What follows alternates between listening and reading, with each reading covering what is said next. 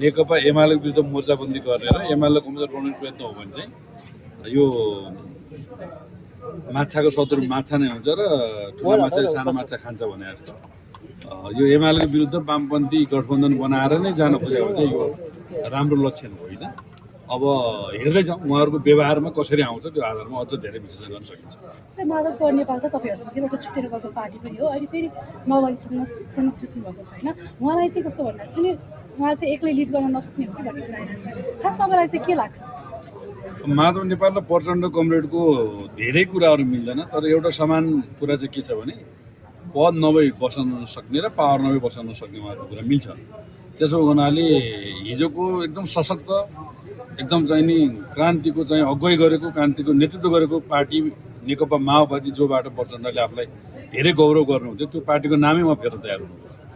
त्यसै गरी हैसा हतौडा चाहिँ नि संसारभरि सर्वहारा वर्गको अधिनायकत्व स्थापना गर्ने भन्दै प्रचण्ड पद समेत स्थापित गर्दै उहाँले चाहिँ हैसा हतौडालाई चुनाव चिन्ह बनाउनु भएको थियो, त्यो पनि उहाँ फेर्न तयार हुनुभयो। अब माधव नेपाल 13 वर्ष हाम्रो पार्टीको महासचिव भएर बस्नुभयो, 21 महिना प्रधानमन्त्री बन्नुभयो। जब केपी ओलीसँग अध्यक्षमा पराजित भए पछाडि उहाँ विचलित हुनुभयो र पार्टी विभाजन गराएर नेकपा बनेर झन्डै 2/3 होल्ड गर्ने पार्टी जो थियो हामी नै सरकारमा थियौँ। 22 भाइ उचालेर शेरबहादुर देउवालाई किस्तीमा प्रधानमन्त्री बुझाएर 5 दलीय गठबन्धन काङ्ग्रेससँग मिलेर एमालेलाई हराउनको लागि भएर सारा बल प्रयोग गरेर उहाँ नेकपा एस बनाउनु भयो र देशभरि एमालेलाई दिउँसै टच बालेर खोज्नुपर्ने बनाइदिन्छु भन्नुहुन्थ्यो।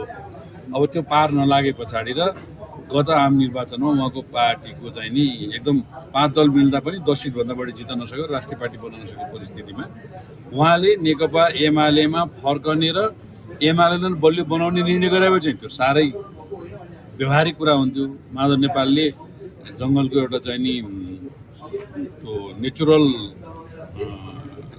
एउटा साइक्लिङको एउटा प्रोसेस हुन्छ, त्यो चाहिँ के हुन्छ भने